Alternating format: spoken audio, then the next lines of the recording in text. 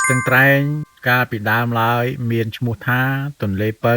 កំណើតខេត្តស្ទឹងត្រែងកើតឡើងដោយសារព្រះសង្ឃមួយអង្គជានេនចាក់សិក្ខាបទព្រះនាមសៀងពេងមកពីស្រុកវៀងច័ន្ទបានលើកដែនសារទឹងតែងនេះថ្វាយមកព្រះករុណាក្រុងកម្ពុជាព្រះករុណាក្រុងកម្ពុជាទ្រង់ទទួលដង្វាយនេះហើយទ្រង់បានតែងតាំងលោកពេងជាចៅហ្វាយខេត្តនៅក្នុងអំណាចព្រះចៅក្រុងកម្ពុជាបន្ទាប់ពីត្រូវព្រះរាជជាតែងតាំងជាចៅហ្វាយខេត្តលោកអុកញ៉ាពេងបាននាំសួយសារអាករទៅថ្វាយព្រះចៅក្រុងកម្ពុជាបានរយៈពេល3ឆ្នាំទើបគិតដោះខ្លួនចេញពីអំណាចខ្មែរហើយបានរត់ចាកចោលដែនសារទឹងតែង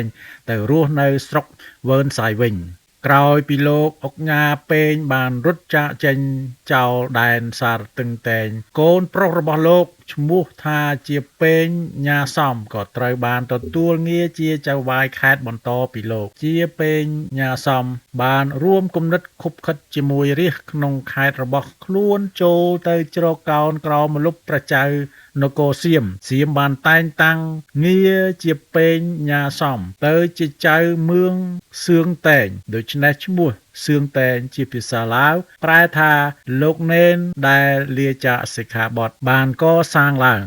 យូរមកប្រជាជនខ្មែរយើងហៅคล้ายនាមសៀងតែងនោះទៅជាឈ្មោះស្ទឹងត្រែងវិញរហូតមកដល់បច្ចុប្បន្នគឺមានន័យថាស្រុកមានស្ទឹងដុះស្មៅត្រែងបាទស្រុកនោះមានស្ទឹងដុះស្មៅត្រែងបាទនៅខេត្តស្ទឹងត្រែង